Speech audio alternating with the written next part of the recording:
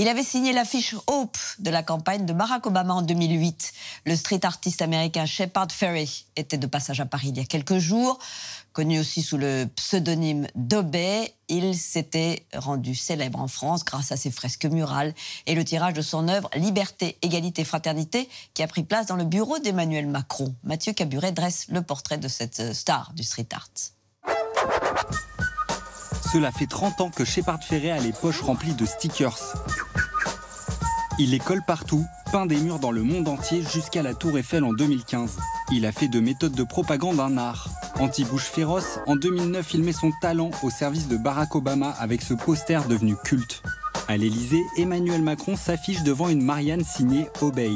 Son pseudo qui signifie obéir sonne comme une injonction à réfléchir. Rencontre avec un des street artistes les plus influents au monde. J'ai conçu le poster Obama Hope comme un outil de militantisme de base. Ça n'a pas été fait officiellement dans le cadre de la campagne. Je l'ai fait comme n'importe quelle autre de mes œuvres.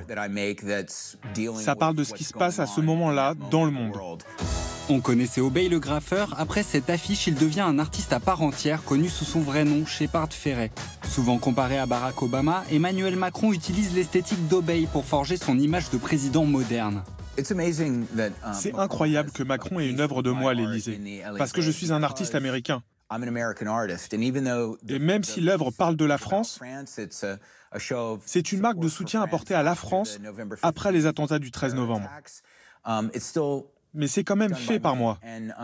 C'est une preuve d'ouverture d'esprit. Aux États-Unis, on ne verra jamais à la Maison-Blanche une œuvre d'art faite par un Français, même un Monet, même un classique. Le travail de Shepard Fairey est politique depuis toujours. Il s'inspire des constructivistes russes qui ont créé les codes de la propagande soviétique. J'appelle mon art propagande.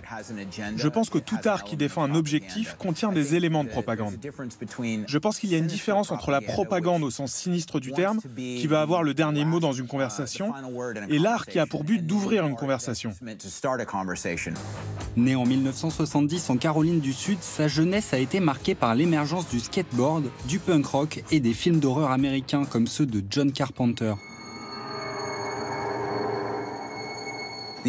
L'utilisation du mot « obéir » dans mon travail est directement inspirée du film Invasion Los Angeles de John Carpenter.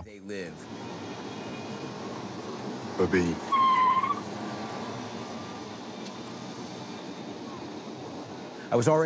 J'étais déjà un grand fan de littérature dystopique comme George Orwell ou Fahrenheit 451 de Ray Bradbury. Mais voir le mot « obéir » utilisé dans le contexte d'Invasion Los Angeles m'a fait penser à ce mot comme quelque chose de visuel, que je pouvais utiliser dans mon art. Obéis.